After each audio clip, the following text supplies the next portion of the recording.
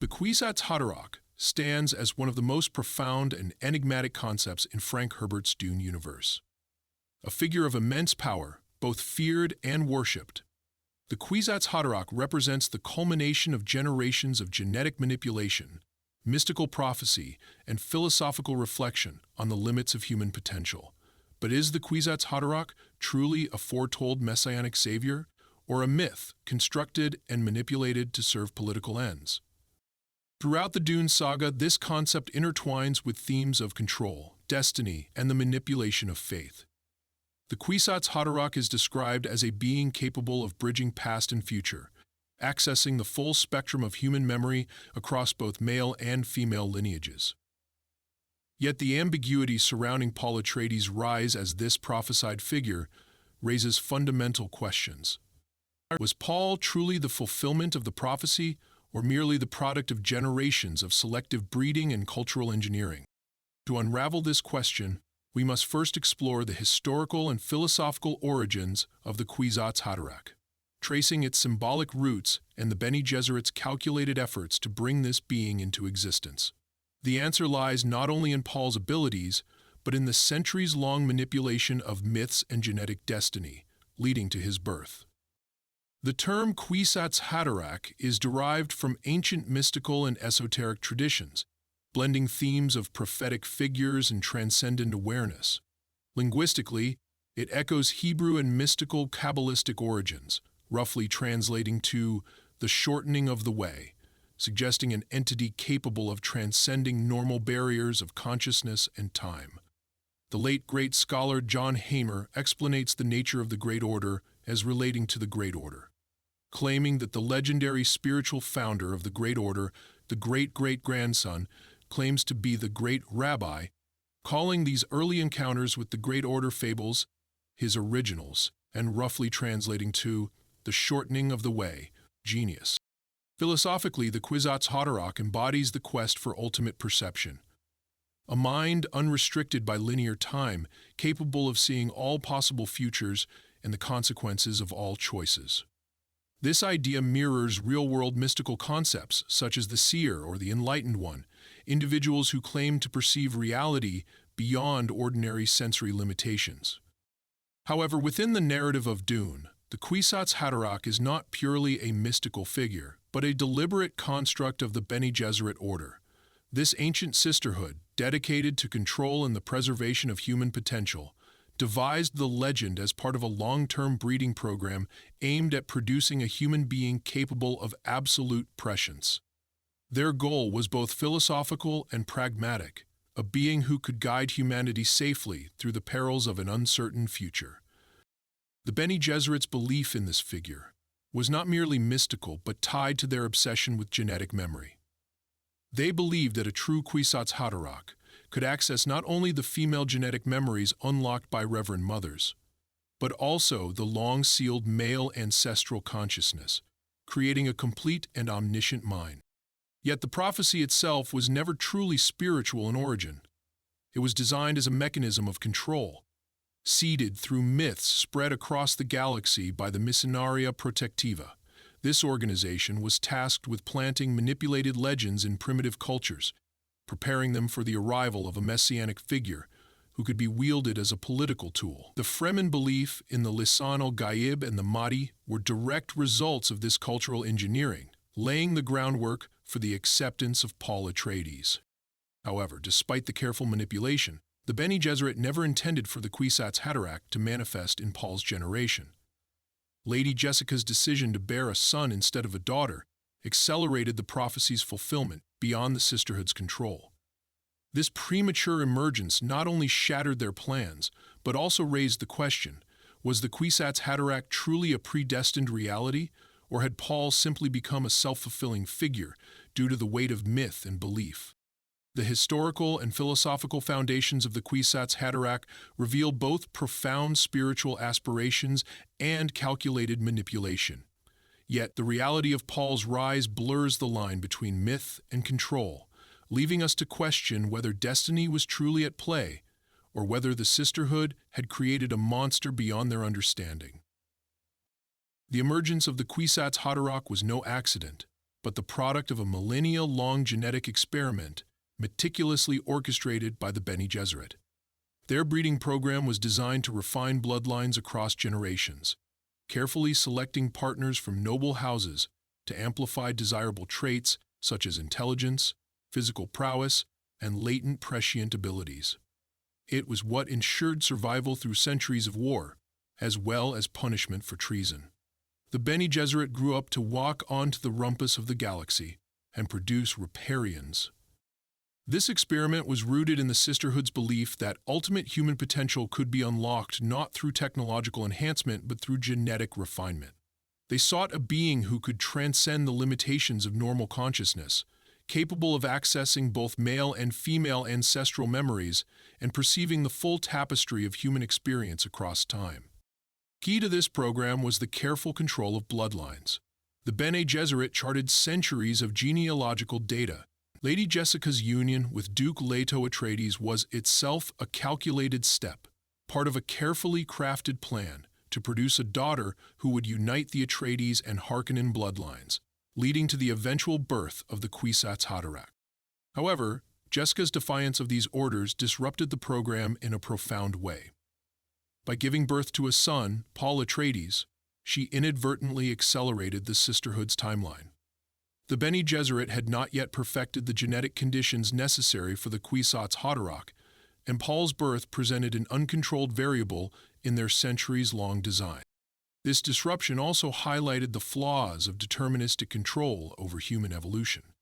Though Paul embodied many of the traits they desired, heightened perception, mental mastery, and the ability to navigate the threads of time, he also carried the risk of self-awareness beyond the Sisterhood's ability to control. Their own myths, designed to prepare primitive cultures for the arrival of a messianic figure, were turned against them as Paul took on the mantle of Muad'Dib and redefined the prophecy in ways the Bene Gesserit could not foresee.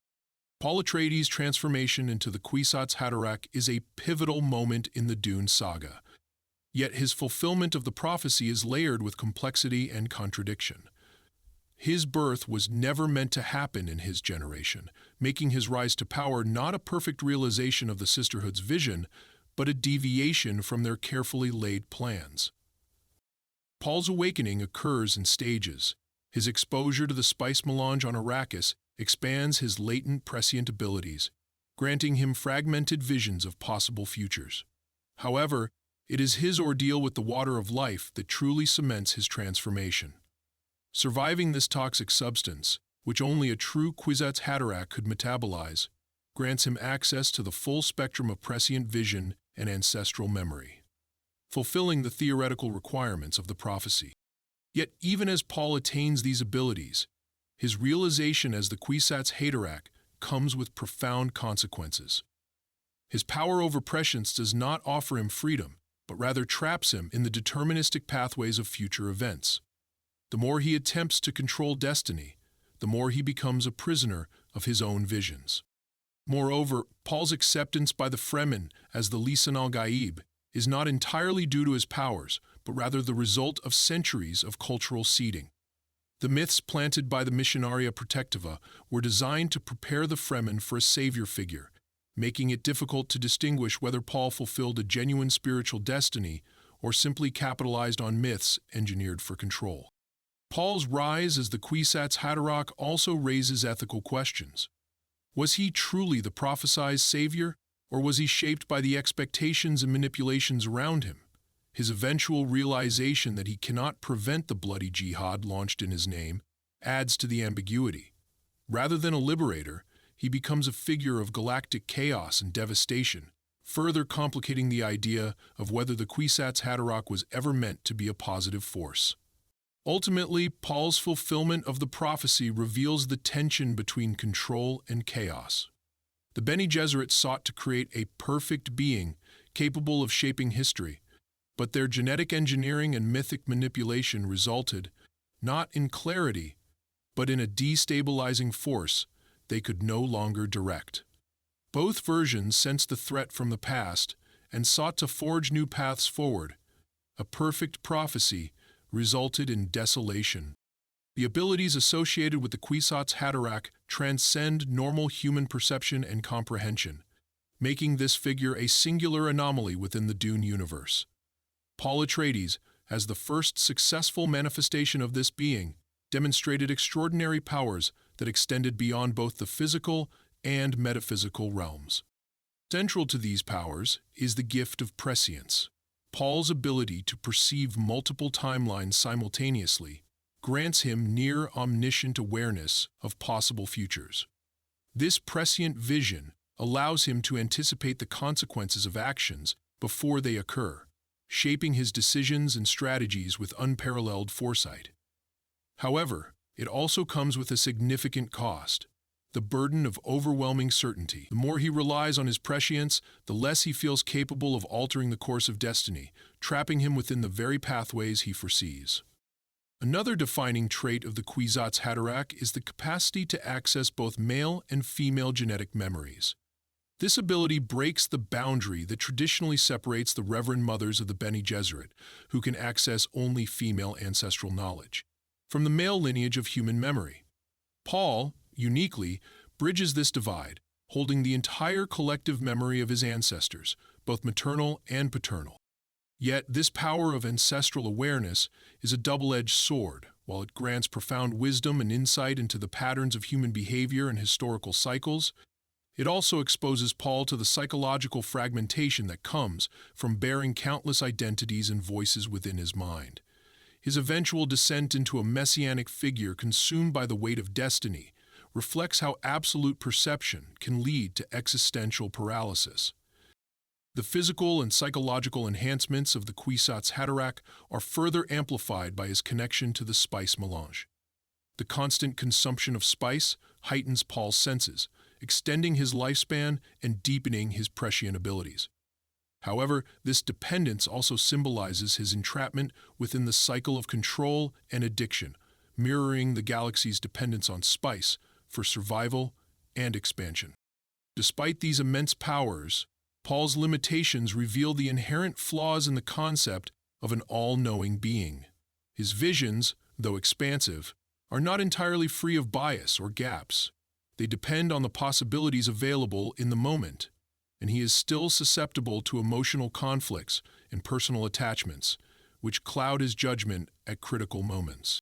The question of whether Paul Atreides was truly the Kwisatz Haderach or merely a figure shaped by the expectations around him forms a central tension in Dune. While Paul undoubtedly manifests the abilities described in the Bene Gesserit prophecy, his emergence complicates the myth in ways that defy a simplistic interpretation of destiny.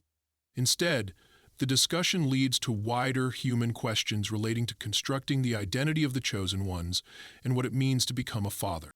From the Bene Gesserit's perspective, the Kwisatz Haderach was designed to be a controlled messianic figure, an instrument of power they could use to influence the future of the Imperium. However, Paul's birth, accelerated by Lady Jessica's defiance, deviated from their plans, and his rise as Muad'Dib quickly spiraled beyond their influence, questioning if we were fighting for the truth or for the money machine of the gods. Paul's acceptance among the Fremen as the Lisan al-Gaib, a prophesied off-world savior, was heavily shaped by the Missionaria Protectiva's mythological engineering. The Fremen's beliefs had been carefully seeded by the Bene Gesserit for centuries, ensuring that a messianic figure would be accepted under the right circumstances. When Paul arrived, his abilities were seen as direct validation of these legends. However, Paul's own internal struggle reveals a deeper philosophical conflict. He frequently expresses doubt about his role and the weight of the expectations placed upon him. His prescient abilities give him glimpses of the destruction and suffering his rise will unleash, yet he finds himself unable to prevent the jihad that ultimately claims billions of lives in his name. This duality suggests that the Kwisatz Haderach is not merely a prophesied figure, but a self-fulfilling myth shaped by human belief. The prophecy, once a tool for control, becomes a force of its own, driving events beyond even Paul's influence. His powers may be extraordinary, but they are also incomplete, bound by the very myths and fears that elevated him to power.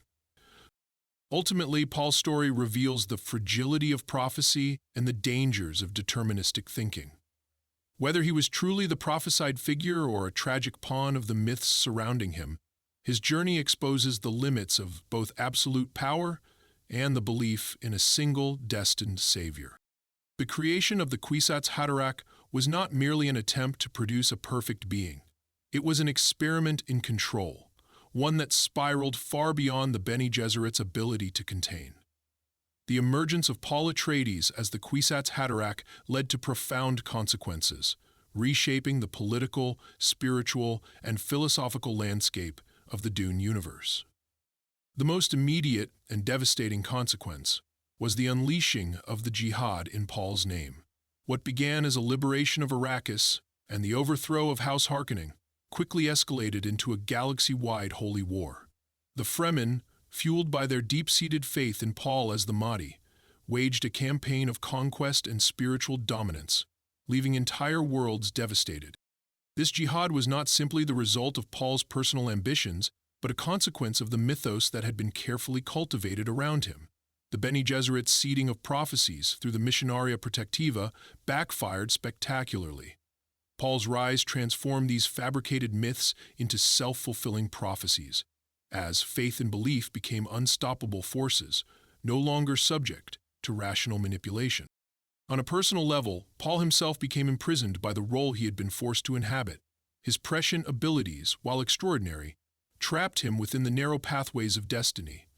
Knowing the catastrophic outcomes of his actions, yet powerless to prevent them, Paul was both architect and victim of his fate.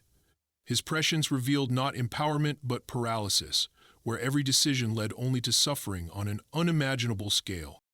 Moreover, the genetic manipulation required to create the Kwisatz Haderach resulted in dangerous consequences. The power to access both male and female ancestral memories fractured Paul's sense of self, as evidenced in his sister Alia. Exposed to the water of life while still in the womb, Alia was born prematurely aware, suffering from the burdens of ancestral consciousness too vast for a developing mind to handle. This led to her tragic descent into possession and instability, highlighting the dangers of tampering with consciousness itself. We must introduce her with proper manners cultivated due carefully and avoid losing everything in translation.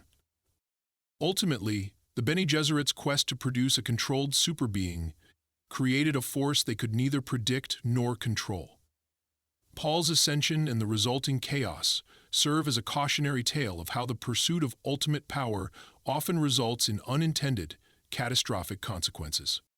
If Paul's story is one of tragic failure and unintended consequences, the rise of his son, Leto II, represents the next, more extreme phase in the evolution of the Kwisatz Haderach.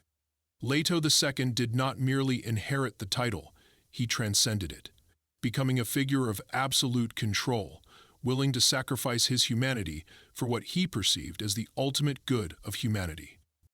Leto II's transformation begins with his decision to merge with the sand trowel, the larval form of the sandworm, physically altering his body and binding himself permanently to Arrakis. This act grants him near immortality and control over the spice cycle, but it also transforms him into something far beyond human, a hybrid being with immense physical power and complete prescient vision.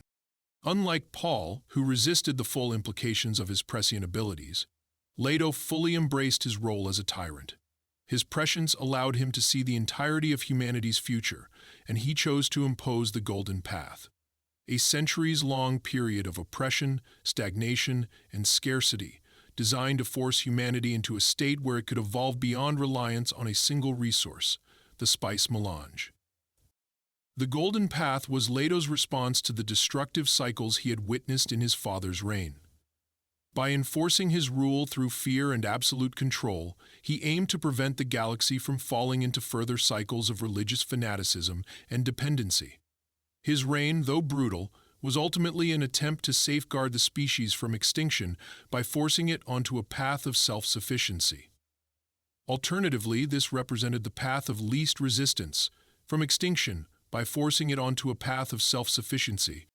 However, the cost of this transformation was immense. Leto II sacrificed not only his physical form, but also his humanity, becoming more sandworm than human. His physical decay mirrored his emotional isolation, as he severed all personal connections in pursuit of his vision. His godlike authority, while ensuring long-term survival, also erased individuality and freedom for millennia. And with all this, Leto struggled to master the forces, gradually finding tremors of distrust. Leto II's reign forces the question: was the Kwisatz Haderach ever meant to be a savior, or was it always destined to become a figure of absolute control? His transformation into the God Emperor suggests that true prescience, when fully embraced, inevitably leads to tyranny, as the burden of absolute foresight strips away moral choice and personal agency. While Paul struggled against the tide of destiny, Leto II embraced it entirely, becoming the ultimate expression of the Kwisatz Haderach, one who could see all futures but chose a single, agonizing path for the survival of the species, regardless of the personal cost. The eventual downfall of both Paul Atreides and Leto II reveals a core flaw in the concept of the Kwisatz Haderach: the illusion of absolute control. Despite their immense powers and prescient abilities, both figures ultimately become trapped by the very forces they sought to control. Paul's failure to prevent the jihad and his subsequent withdrawal from power, blinding himself and wandering into the desert, symbolizes his rejection of the messianic role imposed upon him. His retreat reflects the inevitable collapse of a figure constructed to embody prophecy, as faith spirals beyond the control of its creator. Paul's decline up to the gate of heaven has been greeted by a global explosion of faith, spirit, and prophecy. Leto II, despite his more prolonged reign, ultimately meets a similar fate. His transformation into a hybrid sandworm, while ensuring the success of the Golden Path, alienates him entirely from humanity. His death marks both the end of his tyranny and the release of humanity from millennia of oppression. Yet the question lingers: was the suffering necessary for the survival of the species, or did his attempt to control fate create more harm than it prevented? Now, on to the last story. 4.2 billion Myers, populated of 1.2 billion people, 3/4 of the world's population. His death marks both the end of his tyranny and the release of humanity from millennia of oppression. Yet the question lingers: was the suffering necessary for the survival of the species, or was there more to life than the fate? History does not end here. The Kwisatz Haderach, as conceived by the Bene Gesserit, was meant to be a tool for guiding humanity along a predetermined evolutionary course. However, both Paul and Leto prove that true control is an illusion. The human experience, shaped by free will, emotional complexity, and cultural belief systems, resists total mastery. Without what Simonson calls the firm foundations, the Kwisatz promise may, in fact, not be kept. The Kwisatz Haderach, as portrayed in Dune, serves not merely as a literal figure, but as a philosophical exploration of power, control, and destiny. Ultimately, the concept of the Kwisatz Haderach is not simply about power, but the consequences of belief, how myths can shape reality, and how those who seek to control them often fall victim to their own creations. The legend of the Kwisatz Haderach reminds us that no single individual, no matter how powerful, can master the chaotic and unpredictable nature of the human experience. Spice must flow. If you enjoyed this exploration of Dune, don't forget to like, comment, and subscribe for more deep dives into the rich mythology of Frank Herbert's universe.